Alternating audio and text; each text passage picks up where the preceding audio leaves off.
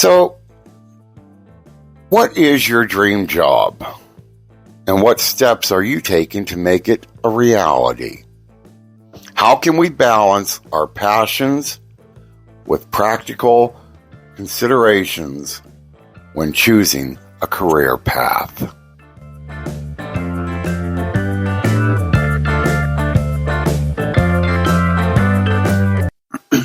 Hi there, everyone, and welcome back to the Joy Without Justification podcast. We are your one-stop spot for finding peace, purpose, and presence. No explanation is needed. I'm your host, Denny. And I'm Dan. Today we're going to be diving into the question that's plagued many of us at some point, and that is, what is my dream job? And finding a career that aligns with your passions and skills can feel like finding a unicorn, but it's definitely achievable.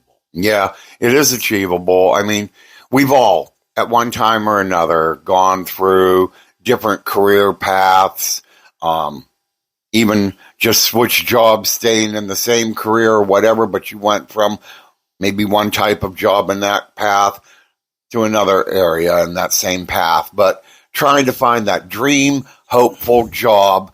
But what is the question you have to ask yourself? What is it about the job you left that made you want to go to that other job? Yeah. And why did you think that other job might be better? And is it? Yeah. Well, I know I've left jobs because I was unhappy.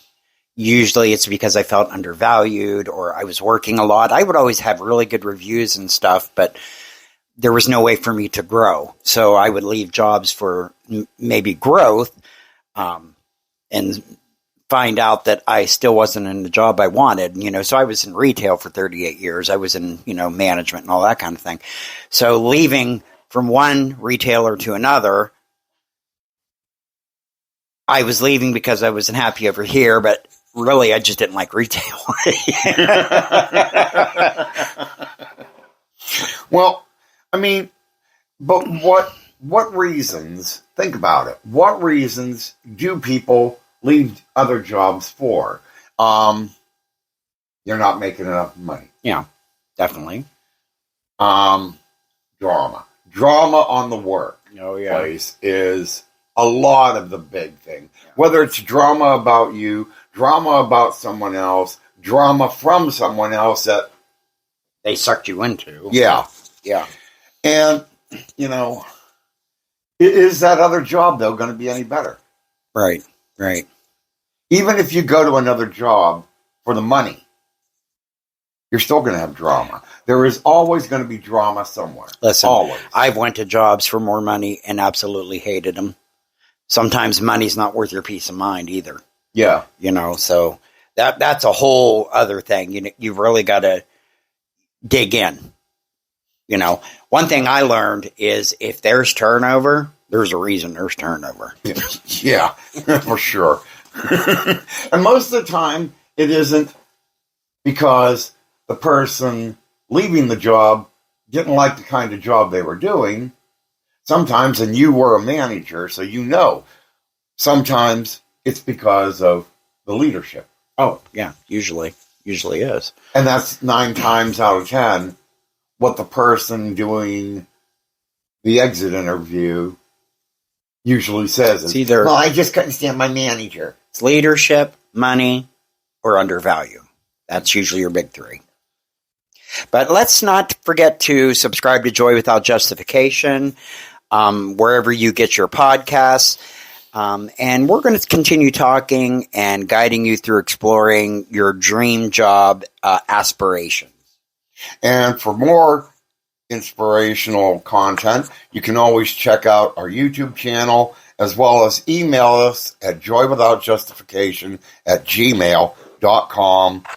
We would love to hear from you. Okay, now let's really dive into this. What is your dream job? Because this is something that I have fought with a lot in my life. It's not always a clear-cut answer. No. But it's definitely worth exploring.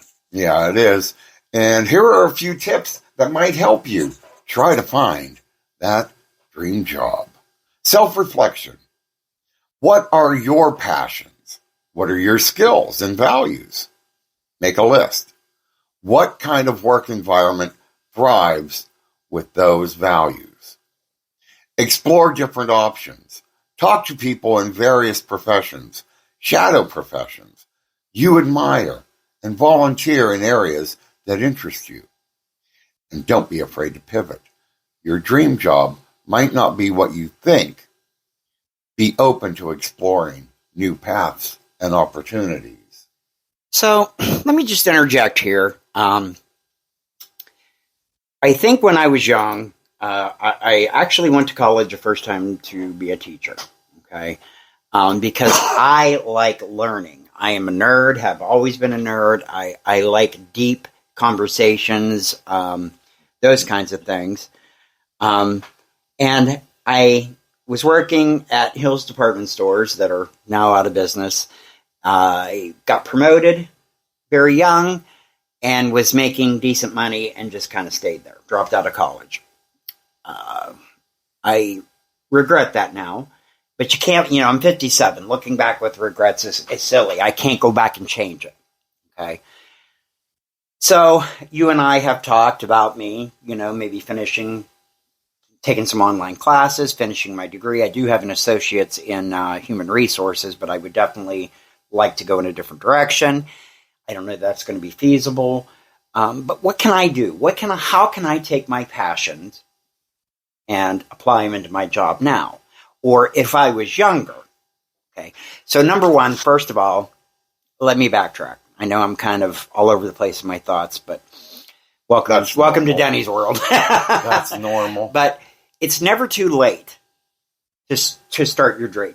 Okay. It's never too late. Nope. Now, you have to take a lot of consideration, like finances and so on and so forth. And if you really want to, I do believe you can do it. It could be hard. So, first of all, let me say that. So, I have done some things, like I got my meditation certificate, so I can teach meditation and spiritual coaching. And that kind of would fulfill for me that teaching aspect, okay? My job now is I'm a sales rep, and I'm in hospice sales, so that sounds gloomy, but what it really is educating medical people and potential patients on the proper way to view hospice, okay? So that's kind of how I incorporate my desire to be teaching and for education. I continue to try to force myself to learn all about my job and new ways of presenting material and so on and so forth. So first of all, to me, you've got to really dig down and find out what you're passionate about. Wouldn't you agree? Definitely. Your passion for the job you're doing, first of all, has to be a number one priority. Okay. I mean, when I got into the medical field as a nurse's aide, I did it because for, 7-8 years before that, I had worked as an EMT. So I'd always enjoyed that little part of being somewhat in touch with the medical part of life. Yeah. And it's something I had a passion for. I enjoyed doing. Mm-hmm. Spending time with patients that maybe didn't have families or whatever coming in.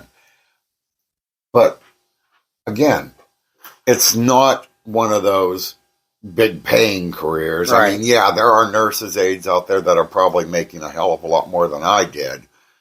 But that's also one of those jobs that touches on one of the aspects that we've talked about of people wanting to find a different career, is that dream job. Yeah.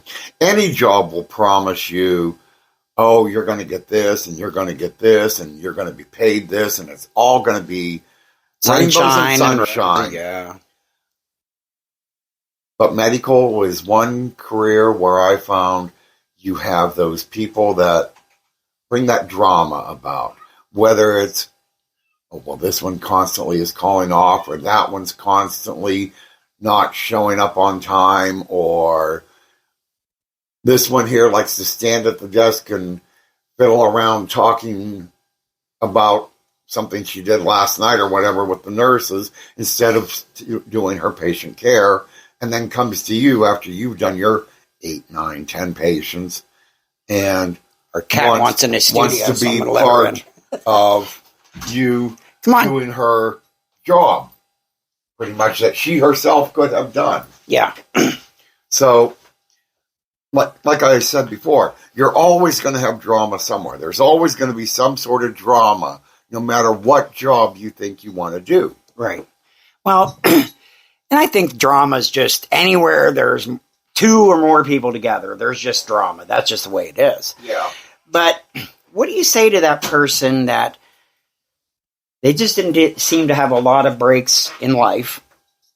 They maybe come from, a poor family, didn't have the opportunities that a lot of people get, so college was not something that they could grab onto right away, or and maybe they have a family now and they think, I can't go back now, but they're so miserable and they have this burning passion for whatever.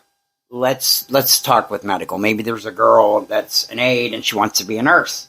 Okay, because that's what she's always wanted to do, but she just didn't have the opportunity to get into school, whatever. Well, a lot of places will pay for you if you want to further your education and your path in that career field. Medical is one of them. Even when I worked at hospice, yeah, you could go to school and learn to be a nurse if you wanted to. Yeah. Yeah. So you're always given that possible chance to further yourself. Yeah. So I guess what I'm saying is when it doesn't seem like you can't do it just yet, what's your advice? Stick to what you do. Put your passion into at least what you're doing. When the time is right, that good job may show up. Who knows? When the time, if it ever comes, put your passion to that job. Your dream job is only what you make it to be. It could be the job you're doing right now. Yeah. It may be the crappiest job out there, but you are the only one in control of how that job So you're saying it's a frame of mind. It's the way you're looking at it. Yeah. Okay. So how do you convince yourself to like or find that passion within something you're doing? Number one, don't give in to the drama. I was very big at that. I never gave in to drama on the job. And just tell yourself, look, this may not be the perfect job, but it's paying the bills. Yeah. Yep, that's true. So be grateful. Yeah. Be grateful for everything. I know it's hard. I had a job one time I absolutely loathed. And it was a bad situation. I had to walk to work and everything, but I tried to practice gratitude. And when you practice gratitude, it kind of changes your mindset. And then I was able to not focus on misery, and slowly I was able to get myself out of that situation and into something better. And we're kind of getting close to the end of our time here on this subject, and I'd like to retouch this later on, maybe. Absolutely. We'd like to hear from our listeners, too. Please send us a comment, email. What do you think? How do you cope with working in today's world where pay is horrible and you're miserable? What do you do to make it worth your while? How do you find that passion inside of a job? And on that note, email us. We'd love to hear what your dream job is. So until next time, join us when we will be talking about a cooking event. How cooking brings me joy. Okay. So on that note, everyone, have a great day. Go out there, enjoy life. Peace out.